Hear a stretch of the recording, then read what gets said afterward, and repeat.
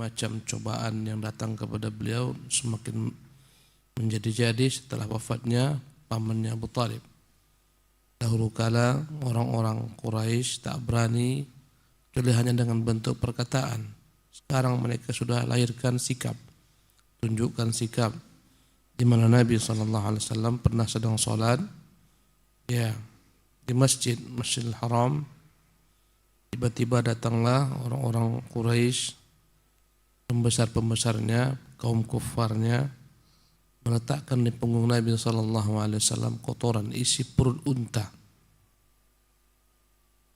Dan Nabi sedang sujud, sampai datang putrinya, ya, Sayyidah Fatimah radhiyallahu anha wa ardhaha, membersihkan kotoran tersebut dari atas punggung Nabi SAW. Maka ketika itu Nabi SAW bangun daripada sujudnya. Kemudian Rasulullah SAW berdoa agar Allah membinasakan kaum kufar Quraisy. 3 kali berdoa. Dan Nabi SAW berdoa dengan keras, menyebutkan nama-nama mereka. Berkata Ibnu Mas'ud, mereka orang-orang Quraisy meyakini doa yang diucapkan di tempat yang penuh keberkahan itu di kota Makkah adalah doa yang mustajab, doa yang makbul. Mereka mendengar bagaimana Nabi SAW berdoa, Allahumma alaika bi Abi Jahal, ya Allah berilah hukuman kepada Abu Jahal, Utbah bin Rabi'ah, Syaibah bin Rabi'ah, Walid bin Utbah, Umayyah bin Khalaf, Uqbah bin Abi Mu'ayyid. Mereka mendengar Rasulullah SAW mengucapkan doa tersebut dengan keras, dan orang-orang kafir yang melakukan kezaliman kepada Nabi SAW ketakutan karena doa di sana mustajab. Ya, dan Nabi dizalimi mereka. Berkatalah ketika itu Ibnu Mas'ud, aku bersumpah demi Dia Allah yang jiwaku di tangannya, aku sungguh melihat semua orang-orang yang disebutkan Nabi dalam doanya, mereka semuanya mati menjadi bangkai-bangkai yang dibuang dalam sebuah sumur di tempat yang berdekatan dengan peperangan Badar, negeri Badar. Jadi semua mereka yang doakan Nabi SAW mati, terbunuh dalam perang Badar, dibuang dalam sumur. Apa yang didoakan Nabi mustajab, manjur, matilah mereka semua. Ya, dibuang dalam sumur karena untuk menghindari bau busuk dari bangkai-bangkai ini. Orang-orang kafir yang mati dalam peperangan tak harus dikuburkan, tapi dikuburkan, masukkan dalam sumur supaya tidak tersebar baunya kemana-mana. Nabi menyuruh mereka satu demi satu, wahai Walid, wahai Utbah, wahai Syaibah, wahai Abu Jahal, apakah kalian sudah dapat yang dijanjikan Tuhan kalian? Sesungguhnya aku telah menemukan apa dijanjikan Tuhanku itu benar. Inilah balasan bagi mereka. Semuanya Allah binasakan. Naam. Ahsanallahu ilaikum. Fawaidul hadisi. Qala al-hafidhu fil fathi wa fi hadha al-hadisi min al-fawaidi. Awalan ta'zimu ad-du'a'i bi Makkah 'inda al-kuffari wa mazdadat 'inda al-muslimina illa ta'ziman. Adapun sejumlah faidah daripada kisah ini, pertama kata Hafidz Ibnu Hajar, kisah ini menunjukkan betapa agungnya doa yang dipanjatkan di kota Mekah. Bahkan orang-orang kafir pun meyakininya.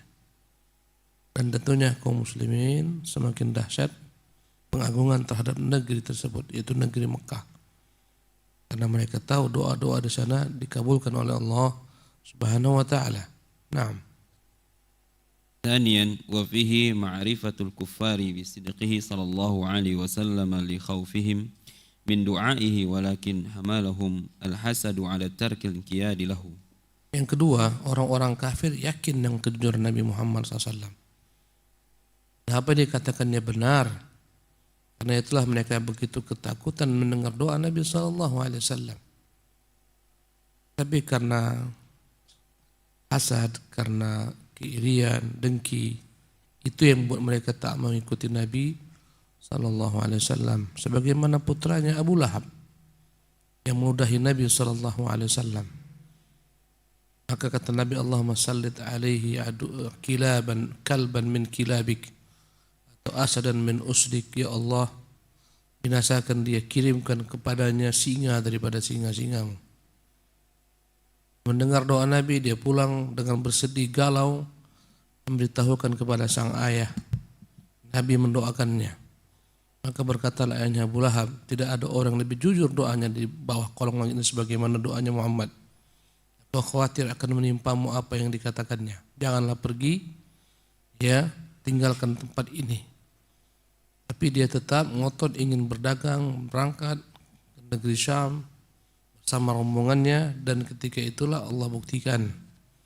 Ya, teringat dia ketika berada di tempat yang banyak sekali di sana, terkenal dengan binatang buas. Dia berkata kepada kawan-kawannya, lindungi saya, demi Allah kalau saya berhasil kembali pulang dari sini semua untung untuk kalian. Dia letakkan di tengah, semua bekal diletakkan jadi benteng baginya, namun tetap singa datang mengambilnya, mencabik-cabik tubuhnya. Ya, inilah doa Nabi yang mulia sallallahu alaihi wasallam. Naam. ثالثا وفيه حلمه صلى الله عليه وسلم عمن آذاه. ففي رواية الطيالسي في مسنده عن شعبة في هذا الحديث أن ابن مسعود رضي الله عنه قال لم أره دعا عليهم إلا يومئذ وإنما استحقوا الدعاء حينئذ لما أقدم عليه من الاستخفاف به حال عبادة ربه. Ketiga, kisah ini menunjukkan betapa lembutnya Nabi sallallahu alaihi wasallam, sabarnya Nabi menghadapi kaumnya. Dia tidak doakan mereka kecuali dalam kondisi yang semacam ini. Atau Yalisi meriwayatkan dalam musnadnya dari Syu'bah, ya, kata Ibnu Mas'ud tentang hadis ini, aku tidak pernah melihat Nabi mendoakan seperti yang kulihat atas orang-orang tertentu tersebut kecuali pada hari itu. Dan mereka layak mendapatkan doa Nabi sallallahu alaihi wasallam tatkala mereka berani melecehkan Nabi sallallahu alaihi wasallam ketika Nabi sedang beribadah menyembah Tuhannya. Nabi sedang sholat, Nabi sedang sujud, sedang menghadap Tuhannya. Mereka berani meletakkan kotoran di punggungnya. Maka karena itulah Nabi SAW begitu, ya, dahsyatnya doa yang dipanjatkan Nabi agar Allah binasakan mereka. Sebelumnya tidak.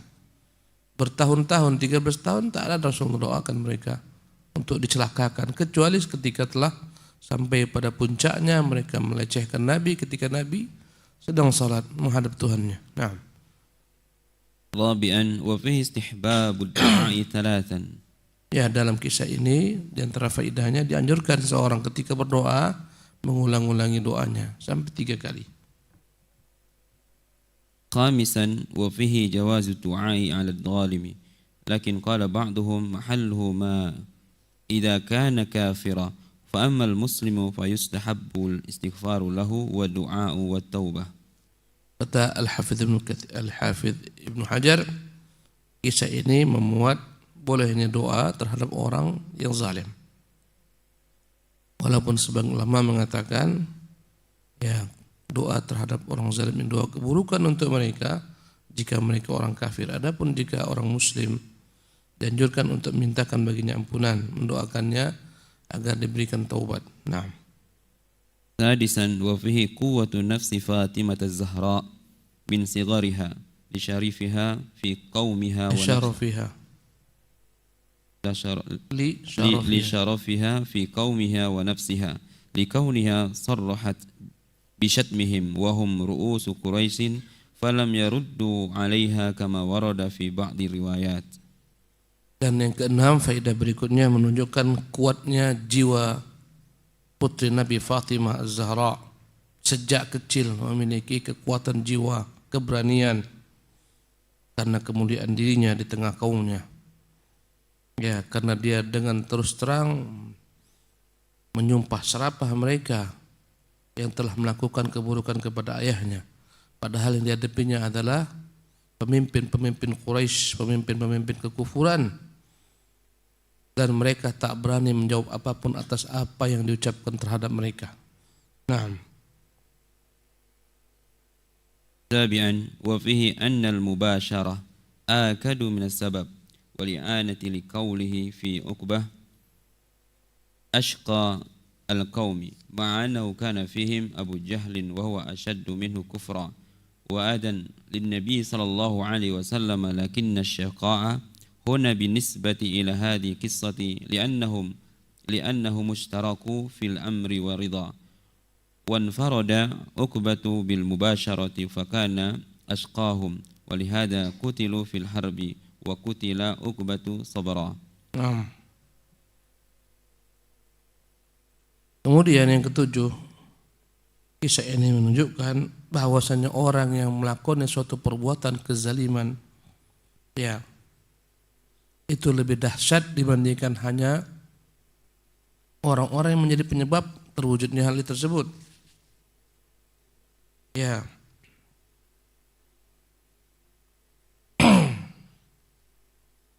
Karena dikatakan dalam ayat tersebut yang paling celaka adalah Uqbah. Kenapa? Karena dia yang melakukan hal tersebut. Mereka berkumpul beberapa orang. Di sana ada yang lebih dahsyat kekufuran daripada Uqbah, yaitu Abu Jahal. Ya. Dan dia yang paling dahsyat melecehkan Nabi SAW. Tapi ketika kisah ini yang paling celaka adalah Uqbah. Karena dia membawa kotoran isi perut unta tersebut dan melemparkannya di pundak Nabi SAW. Meskipun kawan-kawannya semuanya berserikat karena semuanya rela, ridha, senang. Tapi Uqbah berbeda. Uqbah yang paling celaka karena dia melakukan perbuatan tersebut. Karena itulah Uqbah yang paling celaka di antara mereka balasannya. Ya, di mana seluruh mereka terbunuh dalam perang Badar, tetapi Uqbah tertangkap. Ya, Uqbah tertangkap dan dijadikan tawanan, setelah itu dieksekusi mati. Ya. Yang lainnya semua terbunuh dalam perangan, dia enggak, dia tertangkap, ditawan, kemudian dieksekusi mati oleh para sahabat. Naam. أي أن هؤلاء كلهم قتلوا في غزوة بدر الكبرى باستثناء عقبة فإنه كان أسيرا فأمر رسول صلى الله عليه وسلم بقتله بالسيف. Ya, karena semua yang di atas itu terbunuh dalam perang Badar kecuali Uqbah, tertangkap, ditawan. Ketika itu Nabi SAW memang memaafkan banyak tawanan perang. Bahkan Rasulullah izinkan mereka ditebus oleh keluarga-keluarga kecuali Uqbah. Uqbah Rasulullah suruh penggal kepalanya dengan pedang Nabi SAW. Celaka-celakanya manusia adalah orang dibunuh Nabi SAW. Atau orang yang membunuh Nabi. Rasulullah perintahkan agar dipenggal kepala Uqbah dengan pedangnya. Naam. Ahsanallahu ilaikum. Qissatun ukhra fi ida'ir Rasul sallallahu alaihi wasallam. Wa mimma laqiyahu sallallahu alaihi wasallam minal musyrikin ba'da wafati Abi Talib ma rawahu al-shaykhani fi sahihayhima an Abi Hurairah radhiyallahu anhu qala Abu Jahl هل يعفر محمد وجهه بين أظهركم فقيل نعم فقال لعنه الله واللات والعزى لئن رأيته يفعل ذلك لأطأن على رقبته أو لأعفرن وجهه في التراب قال أبو هريرة رضي الله عنه فأتى رسول الله صلى الله عليه وسلم وهو يصلي زعم ليطأ على رقبته قال فما فجئهم منه إلا وهو ينقص على عقبيه ويتقي بيديه قال فقيل له ما لك فقال إن بيني وبينه لخندقا من نار وهولا وأجنحة فقال رسول الله صلى الله عليه وسلم لو دنا مني لاختطفته الملائكة عضوا قال فأنزل الله عز وجل أعوذ بالله من الشيطان الرجيم كلا إن الإنسان ليطغى أن رآه استغنى إن إلى ربك الرجعى أرأيت الذي ينهى عبدا إذا صلى أرأيت إن كان على الهدى أو أمر بالتقوى أرأيت إن كذب وتولى ألم يعلم بأن الله يرى كلا لئن لم ينته لنسفعا بالناصية ناصية كاذبة خاطئة فليدع ناديه سندع الزبانية كلا لا تطعه واسجد واقترب. Kisah lain bagaimana mereka menyakiti Rasulullah sallallahu alaihi wasallam. Ya, tentunya kisah-kisah ini kita pelajari menunjukkan kepada kita dakwah ini butuh pengorbanan, dan orang yang paling dahsyat pengorbanan dalam dakwah dialah Rasulullah sallallahu alaihi wasallam. Berbagai macam tindakan yang mereka lakukan kepada Nabi sallallahu alaihi wasallam, dan Nabi menghadapinya dengan sabar. Di antara yang didapati Nabi SAW dari kebrutalan kaum-kaumnya, kaum Quraisy, ada riwayat Abu Hurairah dalam hadis Bukhari Muslim. Berkata Abu Jahal, ya, siapa yang berani untuk menyungkurkan wajah Muhammad ya ke tanah sehingga berlepotan debu? Ya, kalau kalian tak ada yang berani, biar aku lakukan. Maka berkatalah Abu Jahal, la'anahullah, ya, aku bersumpah, kata Abu Jahal, demi Lata demi Uzza, kalau kulihat kembali salat sujud, aku akan pijakkan, ya, aku akan pijakkan kakiku ini di atas lehernya, akan kusungkurkan wajahnya ke debu. Berkata Abu Hurairah radhiyallahu anhu, maka dia melihat Rasulullah sedang salat, dia pun datang. Ya, dia telah menyebutkan sebelumnya akan memijak dengan kakinya di atas leher Rasulullah yang sedang sujud. Ya, tatkala dia mendekat, tiba-tiba dia mundur ke belakang dengan cepat. Ya, dan berusaha melindungi dirinya dengan kedua tangannya.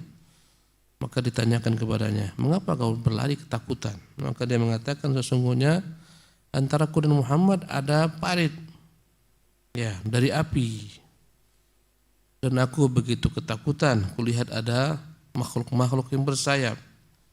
Berkata Rasulullah sallallahu alaihi wasallam, sekiranya dia berani mendekat, pasti malaikat-malaikat akan menghabisinya, ya, akan memotong-motong tubuhnya.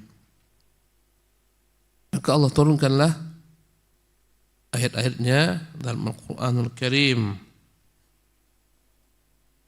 Allah Subhanahu wa taala berfirman, kalla innal insana laqa, sekali-kali tidak, sungguh manusia melampaui batas, an ra'ahu istaghna, ketika dia merasa dirinya telah kaya, berkuasa. Inna ila rabbika ruj'a, sesungguhnya kepada Tuhanmu lah semua mereka akan kembali. Ara'aital ladzi yanha, tidakkah engkau lihat orang yang melarang, abdan idza shalla, melarang orang salat. Ya, dahsyat melarang orang salat. Ya, sebagian orang melarang untuk didirikan masjid disembah padanya Allah. Ini bagian daripada melarang orang salat. Na'udzubillah min dzalik. Berusaha ingin merobohkan masjid, menutup masjid, padahal di sana disembah Allah Subhanahu wa taala. Masuk ke dalam ayat ini. Na'udzubillah min dzalik. Ara'aital ladzi yanha, tidak kau lihat bagaimana orang melarang abdan idza shalla, ketika ada seorang hamba yang mau salat. Ya, itu orang-orang semacam ini siap-siaplah menerima azab.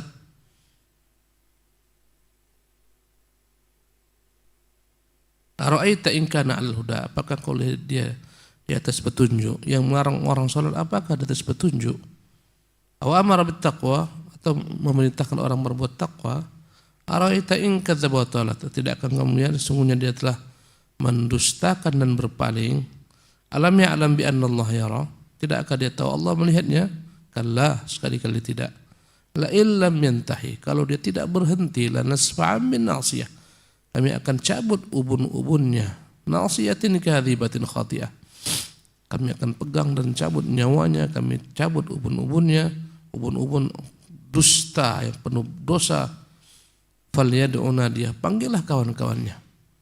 Sanad'u zabaniyah, kami akan panggil malaikat-malaikat zabaniyah. Kalla, sekali-kali tidak, la tuti'hu, jangan patuhi mereka, jangan patuhi dia. Wasjud waqtarib, sujud dan dekatkan diri kepada Allah.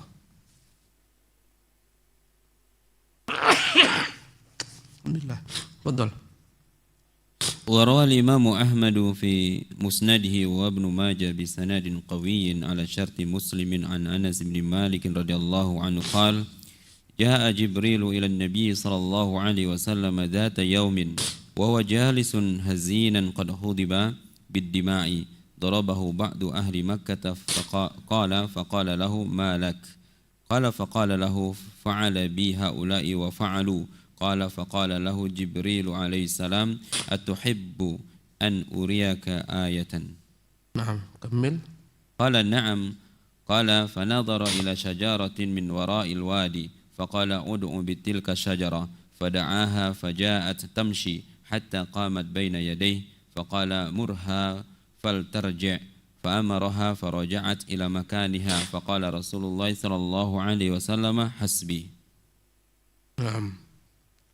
Imam Ahmad meriwayatkan dalam Musnadnya, Ibnu Majah juga meriwayatkan dengan sanad yang kuat sesuai dengan kriteria Muslim dari jalur Anas bin Malik. Dia berkata, datang suatu hari Jibril menemui Nabi SAW dan Nabi sedang duduk dalam keadaan bersedih karena beliau sedang berlumuran darah. Dia dipukul oleh sebagian penduduk Mekah.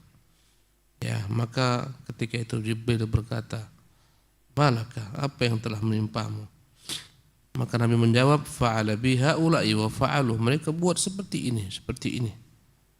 Maka Jibril berkata, atuhibbu an uriyaka ayatan, maukah engkau tunjukkan tanda-tanda mukjizat bahwasanya engkau seorang rasul dari Allah Subhanahu wa taala yang diutus? Qala na'am, kata Nabi, ya. Fanadhara ila syajaratin min wara'il wadi. Jibril melihat kepada satu batang pohon di belakang lembah. Faqala ud'u bitilka syajarah. Cobalah kau panggil pohon itu. Fada'aha faja'at tamshi. Maka Nabi memanggil pohon tersebut. Pohon itu pun datang kepada Nabi SAW. Pohon itu datang kepada Nabi SAW. Berjalan hatta qamat baina yadayhi, sehingga pohon itu di hadapan Nabi SAW. Faqala murha faltarji, kata Jibril, suruh dia kembali. Fa'amaraha faraja'at, akhirnya pohon tersebut kembali ke tempat semula, ila makannya. Faqala Rasulullah, maka berkata, cukuplah bagiku. Inilah Jibril menghibur Nabi yang mulia SAW. Beliau adalah Rasulullah SAW, utusan Allah Subhanahu wa ta'ala. Nah, terus. وروى الإمام أحمد في مسنده وابن ماجه بسند صحيح على شرط مسلم عن أنس بن مالك رضي الله عنه قال قال رسول الله صلى الله عليه وسلم لقد أوذيت في الله وما يؤذى أحد وأخفت في الله وما يخاف أحد ولقد أتت علي ثلاثة من بين يوم وليلة وما لي وبلال طعام يأكله ذو كبد إلا ما يواري إبط بلال. قال الإمام الترمذي رحمه الله تعالى معنى هذا الحديث حين خرج النبي صلى الله عليه وسلم هاربا من مكة ومعه بلال إنما كان مع بلال من الطعام ما يحمل تحت إبته. Naam. Imam Ahmad dalam musnadnya meriwayatkan dengan sanad yang sahih sesuai dengan syarat Muslim dari Anas bin Malik, berkata Rasulullah, sungguh benar-benar aku disakiti karena Allah. Tak pernah ada orang disakiti sebagaimana aku. Dan aku benar-benar ditakut-takuti karena Allah Subhanahu wa taala. Karena mendakwakan agamanya, tak pernah ada seorang pun merasakan ketakutan seperti itu. Pernah datang kepadaku masa, bahwasanya kami tiga hari, sejak siang sampai malam tak punya makanan apapun kecuali apa yang dapat dibawa Bilal. Dibawa Bilal, dibawa ketiaknya. Hanya itu yang kami makan. Itulah ketika Rasulullah dikejar Quraisy, Rasulullah lari bersama Bilal. Berkata Tirmidzi, makna hadzal hadits hina kharaja an-nabiy sallallahu alaihi wasallam hariban min Makkah. Inilah yang Rasulullah SAW terjadi dengan beliau manakala beliau lari dari Mekah bersama Bilal. Bilal hanya membawa sedikit makanan yang bisa dia bawa. Dia jepit dengan lengannya, dibawa ketiaknya. Nah, Kita padakan sampai di sini. Sudah jam 6. Kita lanjutkan insyaallah